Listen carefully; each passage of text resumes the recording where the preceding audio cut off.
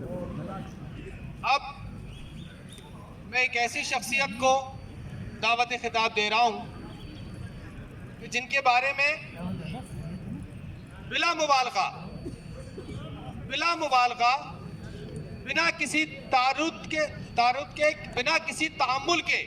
Without any hesitation, ये बात हकीकी मानों में समझिएगा कि अगर जिंदगी रही अपने रिटायरमेंट के बाद और वक्त में मोहलत दी तो मैं एक तारीख लिखूंगा एम्प्लॉयज वेलफेयर एसोसिएशन की तारीख जामे कराची में, और मेरा कलम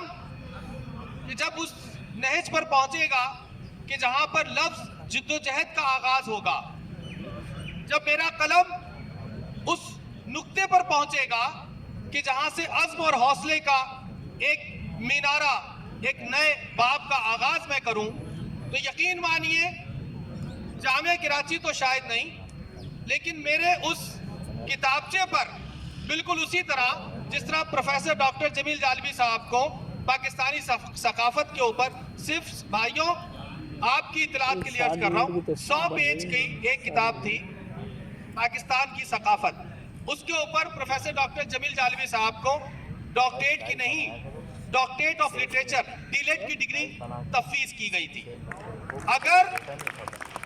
ये बड़ी बात है, समंदर को कूजे में रखना बहुत बड़ी बात है, ये कोई आसान बात नहीं होती, लेकिन मुझे इस बात का यकीन है कि अगर मैंने उस शख्सियत का जिक्र किया और उनकी खिदमात को खराज तहसीन पेश किया तो यकीन मानिए ऑक्सफोर्ड हो या कैम्ब्रिज, मुझे कम से कम पीएचडी की एजाजी डिग्री तो मिल ही जाएगी। आप जानते हैं कि वो शख्सियत कौन है कि जिनके ऊपर लिखकर, जिन पर मुझ जैसा नाख्वानदा और कम कुन जहन, कम तालीमी याफ्ता, जिसे अपने अल्फाज के मफहूम का भी इल्म नहीं, जिसे अपने इजहार का फन से आशना ही नहीं, कि जब उस शख्सियत के बारे में, उसकी जहद मुसलसल के बारे में जब मैं सफ़े करताज पर अल्फाजों को आवेजा करूंगा तो यकीन मानिए इंसानियत के अलमबरदार मुझे पीएचडी की डिग्री दे देंगे, और वो शख्सियत कोई और नहीं, हमारा गुरूर,